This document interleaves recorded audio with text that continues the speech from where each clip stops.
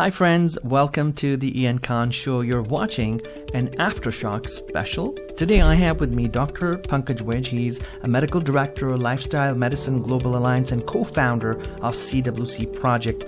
Pankaj is amazing because of his knowledge about healthcare and what we should be doing to make our lives more healthier. And he's chief architect of Cracking the Wellness Code, a global community platform for health promotion. Best-selling author of Turbo Metabolism. Please welcome Dr. Pankaj Vij. Dr. Pankaj Vij, welcome to the Ian Khan Show, a special episode covering authors and writers and contributors from Aftershock. How are you today? I'm doing fantastic, Ian. It's really a pleasure to be on your show. Very excited. Absolutely. It's my pleasure, Pankaj, and I wanted to ask you about holistic living. You've talked a lot about that in your article in Aftershock. And so for our viewers who don't know what Aftershock is a book that just came out, and you're one of the co-writers in this book, along with 50 other futurist thinkers and influencers in the world who talk about the future 50 years after Alvin Toffler wrote the book, Future Shock. So it's been 50 years since Toffler wrote the book, and here we are talking about what he wrote about 50 years after the fact. And so your article, your expertise, and your thoughts and insights in the book are all about coexisting, holistic living. How can we move beyond what we are as a species, coexist, and so on? Tell us a little bit about yourself. What are you doing right now? What is your work all about? Yeah, so I call myself a lifestyle medicine doc, and I pride myself in helping people restore health and wellness by mastering the level of health, the things that really determine if you're healthy well or not, which is the food that we eat, how we move, how we sleep, how we manage our emotions, and how we connect with one another, our interrelationships.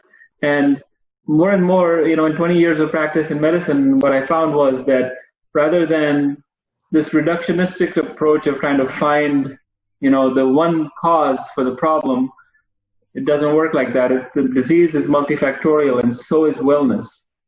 And to get ourselves to be healthy and well, we need to understand that and understand how we connect not only with other humans, so intra-species relationships, but also interspecies, how we relate with other animals.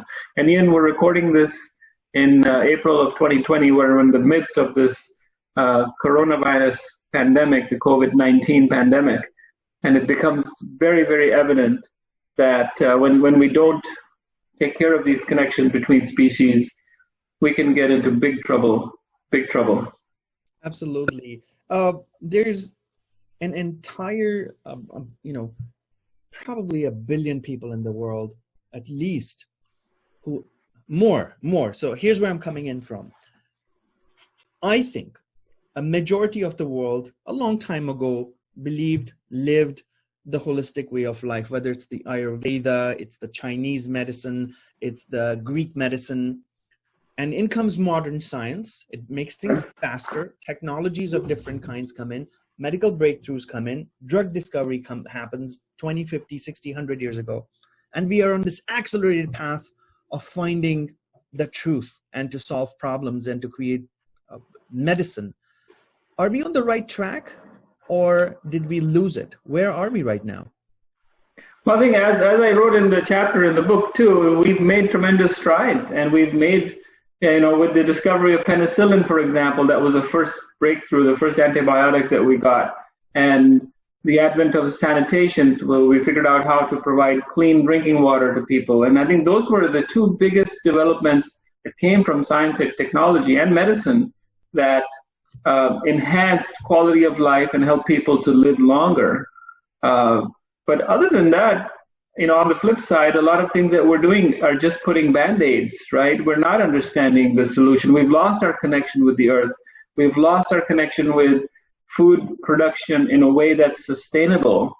We've polluted the soil. We're polluting the water. We are making other species go extinct. And this is not a sustainable path. So yes, we've done really well in some areas, but I think we've also lost our way. And I predict that in the next 50 years, we are going to find that connection and find that balance of where we belong on the planet and in the universe as we start going to other planets. Yeah. Now, there's many things that our world is typically undergoes on an average day, if you will. So we've got something called climate change. We've got right now COVID-19 as an example. You've got different natural phenomenon that take place. Are these all signals that the planet is giving us? Are these things that somehow in an alternative thought pattern, is the planet telling us to change our ways, and these are anomalies that are being generated because of our behavior, because we've lost touch with what we should have already, always stuck to? I strongly feel that these are signals, right? You're getting a check engine light on your car. Everything is still working. Yeah. This is a really small warning of the things that can happen when we disregard those warnings, when we disregard that we're going on the wrong path. These are the signs that are telling us that, if you're not going in the right direction, look, this is what can happen. And frankly, I look around at people around me and they're terrified. And I tell them, don't be terrified. This is not even 1/1,000,000th of, what nature can do. So it behooves us to understand our place and work in this ecosystem as we are a part of it, rather than, we are the masters of the planet and the universe, and that we can do whatever we want. Yeah. Because there is a system of checks and balances that's been there for billions and billions of years, even long before humans came into existence. Yeah. So let's talk about some of those ideas, and let's talk about some of the philosophies, because I want to leave our viewers with tangible steps they can actually take right after this conversation. They can say, here's 2 things I learned or 5 things I learned, and I want to start implementing them in my life. So before we do that, we give them the actual steps. Let's talk about some of the philosophies that are I would say important, whether it's the yin yang, whether it's the elements. There's many different ideas out there, the 5 elements, the yin yang, the balance. What are your thoughts? What are your teachings? And you've done this for so many years. You've taught in institutions that are like Harvard. What are your thoughts on some of these philosophies? Well, again, we have coexisted with the planet, with the earth for so long, and essentially my body, your body is just an accumulation of the elements from the earth that we picked up from the day that we were born, yeah. Or perhaps even before that when we were in the womb, right? And so if we change what's around us in the environment, if we change the food that we're eating, mm-hmm. An example would be that 80% of the standard American diet is processed food, junk food, and factory farm meat, right? When none of that even existed for the hundreds of thousands of years that humans have been on the planet. Yeah. Yeah. So what are you made up of? Or, if I have a child who's 10 years old and they've grown up eating the colorful, packaged food that comes in, fluorescent looking packages with all kinds of chemicals added, what am I giving them? And I wouldn't be deliberately poisoning my own child. And yet, we have an epidemic of autistic children, of children with attention deficit disorder, of childhood obesity, of heart disease that starts early in childhood, of depression, anxiety, so many issues that were unheard of, allergies, asthma in very, very young children. Yep. So it has to be something that we're doing differently that wasn't happening in our grandparents' or great-grandparents' mm-hmm. time. Mm-hmm. And, in a nutshell, that should get us thinking about, hey, something is different here that we're doing. If we're trying to predict a future, a positive future, what do we need to do different? And I think that's already happening too. One of the things and it's very interesting you mentioned that. So here's a challenge of the modern world. If you look at some of the largest cities in the United States, you look at Los Angeles, you look at the suburbs of LA, you'll find more places that sell fast food. Buying a burger is much more cheaper than buying a carrot, right? And that's the challenge that we face in today's modern society, let's say in America, is that fast food is so cheap that it's much more easier to just go for those quick choices than to go and fix yourself a healthy meal. And while people have challenges with respect to income, they have challenges with respect to jobs and so on, and job security and so on, it's a very natural choice to say, hey, let me just grab a burger, let me just grab a hot dog. And so as a society and as a culture, as a socio-economic body, have we created an environment where we are pushing people to make unhealthy choices? Well, yeah. So the reason why that Happy Meal at McDonald's is cheaper than getting a salad at a good salad bar is that we are subsidizing that junk food, right? Yeah. So it doesn't cost $4 or $5 to produce a cheeseburger or a Big Mac, but we are subsidizing that, thinking that somehow this is what we need to feed our people. So that's a problem at the policy level. If you think of it from a person level, and I'm on a limited income, I have $5 to go grab a lunch, you're right, I'll probably go to fast food and get a burger because calories per dollar, I'm getting more there, right? As compared to the calories per dollar that I would be getting by eating a salad. But if you're talking about nourishing the body, it's a different equation. Yeah. And the issue is that we're not in a calorie deficit. You look around and some of the poorest neighborhoods are the ones with the most obese people. And that's interesting. So you talked about the suburbs of LA. Actually, in the suburbs of LA where people have money, you don't see as many fat people because they will go eat that salad. And rather than feeling the pressure, the food insecurity that they have to go and get a fast food meal because they're on a limited budget and they want to not feel hungry 2 hours later when they go back to their physical job.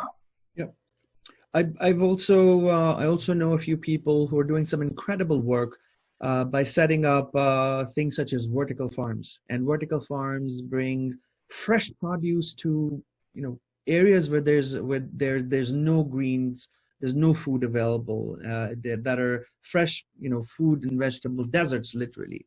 And so vertical farming is something that I really, really like. I think it's a game changer in terms of providing people fresh, healthy food at a reasonable cost. So that's something that I'm looking out for generally.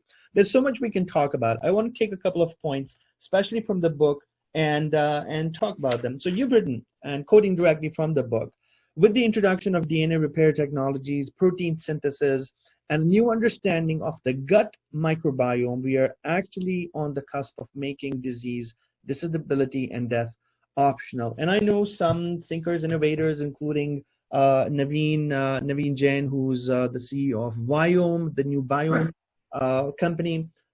People are working on this gut biome quite a bit, and it's very interesting. What can you tell us about that and what you've written as well? Yeah, so I know Naveen really well as well, and others, and we're doing some interesting research in looking into if we can predict the response of one person versus another to a certain food. We should be able to personalize nutrition, just like we're finding out that perhaps the same medicine doesn't work the same for two different people. So in other words, I might be better off eating a Mediterranean diet, Ian, and you might be better off eating a vegan diet. Or everybody's talking about, you mentioned carrots or kale, and it could be that because I have a propensity to produce kidney stones, because of the gut bacteria in my body, kale would not be so good for me because it leads to the production of oxalates that's going to make me produce more kidney stones. So how is that a health food for me? Yeah. Versus for you, it may be great. So those are the kinds of things that we can predict if we can use technology to look at what's in the gut microbiome and then what metabolites is it producing, right? So it's like a factory. So we can change the raw material on the input end to modify what comes out on the output end. And it doesn't have to be a one-size-fits-all approach. So I have a question here, a very basic question. I'm trying to understand the role of gut microbiome. Does the food that you eat determine what your gut biome looks like, or does your gut biome need a specific type of food? Like, what comes first? Yeah, so it's a two-way street. It's not unilateral. So it's both ways, right? When we are born, we come through our mom's birth passage, and we're taking in whatever is in her body, and that is the first inoculation of bacteria into the body, because the newborn baby, the fetus is sterile. There's no bacteria as far as we know. That's the thinking right now. So that's the first inoculation of something other than the baby itself coming into it. And then those start to grow. Traditionally, we were breastfed. So breast milk provides, now we used to think breast milk is sterile and it just provides food for those bacteria. And now we're starting to understand that no, the breast milk actually has bacteria too. So probiotic is something that promotes life, and probiotic is the bacteria itself, and prebiotic is the food for the bacteria. And breast milk could be both prebiotic and probiotic, together making symbiotic. And you circle this back to where we started the conversation, and we're talking about us being like these little bacteria in the belly of Mother Earth. And we are designed to be in a symbiotic relationship with the planet. Similarly, these little people, these little microbes that are living within us, are designed to be in a symbiotic relationship with us. So to answer your question, it goes both ways. The food that you eat and the medicine, very importantly, prescription medicines that we use, like we rampantly use antibiotics, we rampantly give people things like acid reducers for acid reflux and stuff. That changes the gut microbiome. So what we're taking in changes the gut microbiome, but then what's in the gut microbiome can also influence our decisions on why we're craving a chocolate chip cookie today. Maybe it's those bacteria that reside within us are the ones that want the chocolate chip cookie and not us. One of the things that's very common right now is maybe consuming probiotics, and a lot of companies play a nice commercial side on it. Companies such as Activa, and I can't remember, but there's so many yogurts available. They'll say, hey, amazing probiotic. There's also another stream of products that are, for example, new teas, kombuchas, and a bunch of those newer probiotic, positively probiotic things. Are some of them advisable, or do they help? I'm a strong believer that food is the best medicine, that we can get what we need from eating real food. There may be some that are better than others, but a lot of supplements and so-called health foods that are advertised don't end up even having anything that they claim to have on the package, which is why they have to say this has not been substantiated by the FDA, and they're just making this claim often. So I think if we, in the future, if we go back, so we go back to the future, we go back to the way that we were eating in previous generations, we will be able to reestablish that relationship with the planet, and also correct the imbalances inside. In the chapter, we talk about organic farming, in that, that was the only way of farming. And now we say organic versus conventional. And I say, wait a minute, organic is the conventional way of farming, because that's how we used to grow things. Yeah. Now we're putting, thousands of chemicals in the soil and creating this unnatural environment that may be responsible for some of the problems that we're having too. I know we're running out of time, and I want to capture some really quick things that are in your chapter towards the end. And these are predictions about the future. I'm going to talk about some of them real quick. Compassion will be the universal religion. Gratitude will be the universal language.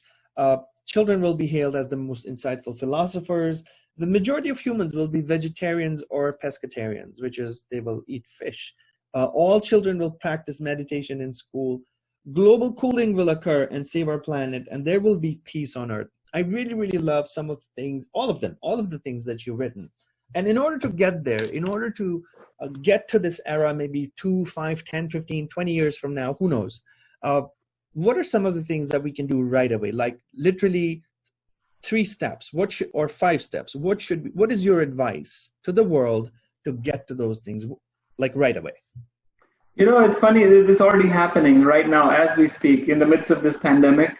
You know, I'm already seeing people slowing down, spending more time outdoors, being nicer to each other. Give your children a hug, talk to your neighbor, call your friend who you haven't spoken to for a long time, right? Meditate for 15 minutes. Now we're forced to be cooped indoors. We're not running at 6:30 in the morning and commuting on the train, so we have a little more time. I know I'm meditating. I've meditated more in these 2 weeks that we've been on lockdown than I have in my whole lifetime. I'm spending time outside in my backyard, just soaking up the sun. I've gone on more hikes. I've talked to people that I hadn't spoken to in 20, 30 years. You know, my friends from school and college, I've called them. And these are some of the ways in which we reconnect and invoke that compassion and love. You know, gratitude. I've been so much more grateful, even though it's a challenging time. You know, it's also a time to be grateful and think about all the things that are going right for us, and the fact that, you know, my friends, my family, myself, we're safe and generally healthy, and we're spending more time together at home. You know, my children are home from college. They weren't able to go back. They're doing online classes now, and we're spending more family time. And so these are some of the things that are so positive, and this is a beautiful future that Sanjeev and I predict in the future. Absolutely, and we hope we can have Sanjeev on another episode, and we're doing separate episodes with everybody, so we'll definitely reach out to him and have him in one of our episodes, because we want to learn from him as well, what he thinks. But so nicely said, slow down, open up your eyes to the environment, and not just the physical, but the people around you, what you're eating, what you're consuming, what you're saying. And I think it's the pandemic right now, the lockdowns right now are uncalled for favor that nature is doing on us by giving us time out and saying, hey, take a time out and just rejuvenate your body, mind, and soul, and start thinking about what is more important to you, what your priorities in life are. So I think, and absolutely, I recommend this to everybody as well, is take this time to reflect on who you are and what you need to do in your life. And well said. Thank you so much for the article and the inspiration in the book. Dr. Pankaj Vij, who's written an article along with some other really cool people in Aftershock, the book that's out. It's available on Amazon.com, and you can grab a copy from Amazon and start reading it. It's really, really highly recommended from my end. Pankaj, tell us more about final thoughts on where can people find more about your work, where can they follow you, where can they contact you if they want to. So I'm all over social media, just Dr. Pankaj Vij, DrPankajVij on Twitter and Instagram and LinkedIn. I've also written another book called Turbo Metabolism, so you can find me through that as well. And I live here in Northern California, in the beautiful San Francisco Bay Area. So if you're ever here, pay me a visit. I'd love to talk to you and meet with you in person, Ian, as well. Definitely. I will definitely do that. And for everybody who's watching, please follow Dr. Pankaj Vij. Check out his book, Turbo Metabolism. Turbo Metabolism. Let me grab it. I'll show you the cover. Please do. And I'm sure it's available on leading bookstores. Amazon as well. Amazon.com. And grab a copy of Aftershock. You will never, ever regret buying this book because it's a game changer. This is Turbo Metabolism. There you go. There are Turbo Metabolism available also on Amazon.com. Pankaj, thank you so much for your insights. I hope you stay safe, you stay well, and we all are going to bounce out of COVID-19 very soon, I'm sure. And I hope we all remember what it was to be in touch with ourselves, because we have a tendency as humans to forget things really fast. So no, I think this one's going to stick. And I tell everybody every day that we're stuck in it, we're one day closer to being done. So, yes. All right. Hey, thank you so much. You take care, and we'll catch you another time. I appreciate it. Thank you. Hey friend, this is Ian Khan. If you liked what you saw on my video, then please subscribe to my YouTube channel and be inspired every single day with innovative content that keeps you fresh, updated, and ready for the future. For more information, also visit my website at iankhan.com.